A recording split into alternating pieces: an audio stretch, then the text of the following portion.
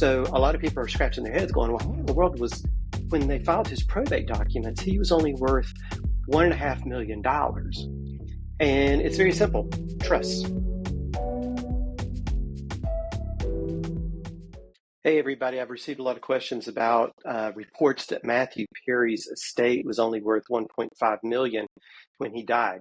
Now, a lot of people may remember Matthew Perry as Chandler on Friends, and this man was estimated to be actually worth about $120 million at the time of his death. And this is because after Friends was syndicated, Matthew was making about $20 million a year just in syndication royalties that he was getting paid off of that. So a lot of people are scratching their heads going, well, what in the world was, when they filed his probate documents, he was only worth $1.5 million.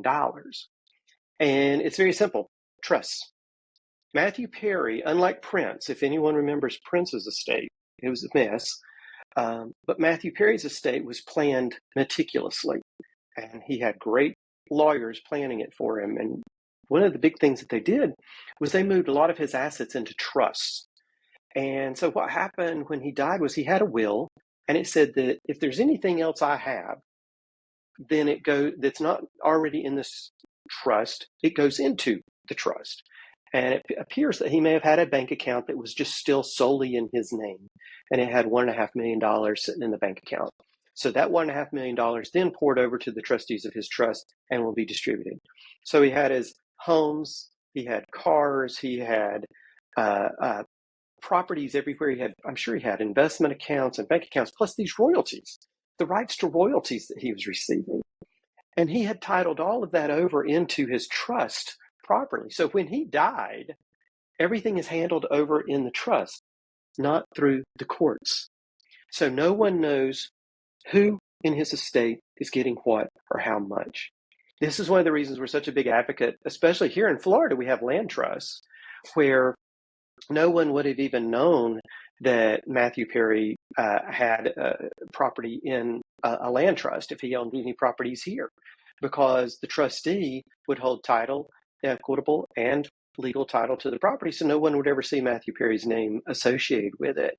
And in that case, his trust may have owned the beneficial interest inside that land trust, so that when he dies, now the trustee simply answers to the trustee of his revocable trust, which is now irrevocable, out in California, and do with the property as they direct, maybe sell it, maybe give it to a family member, maybe give it to a friend, or whatever that trust, his estate planning trust, directed. So privacy is a big part of this. It may have also had some tax planning built into it to help reduce the amount of estate taxes that his estate would have to pay to both the federal and the state government of California. So this is one of the big reasons we really are an advocate for trusts, because it provides that privacy for folks after they're gone. And not only for that, but for their relatives and their loved ones, because now people are not going to be clamoring to their friends and relatives going, hey, I see that you just got, $10 million from Matthew's estate. I've got this great idea and I need investors or things like that. They're not going to have to worry about the invasion of their privacy either. Now, contrast that with Prince. When Prince died, unfortunately, he had not planned this well at all. So Prince had one of the largest catalogs of music that he had written, and of all songwriters. And all of that had royalties coming in, and now when he died, it became a mess. It was a free-for-all, a fight, and it was messy, and it was right there in the courts in front of everybody, so everybody could see who was fighting over what. It was very sensationalized. So, and everybody's going to see what relatives and friends were going to receive what from his estate. But it also really damaged the ability for his estate to continue generating income. Like Matthew Perry's estate can continue generating income for years to come. As long as Friends is being syndicated, those royalties will be coming in to that trust and being distributed out to his benefactors of who he wanted to receive his money in his estate. So that's another reason we just really are pushing this out there.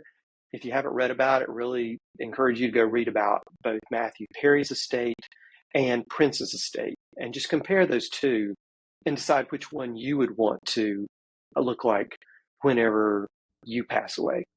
Thanks for listening to this edition of Trust This. If you got something out of it, please press like and subscribe and give us a 5-star review to help us reach others who can benefit from this series. Until next time, keep aspiring to a better life.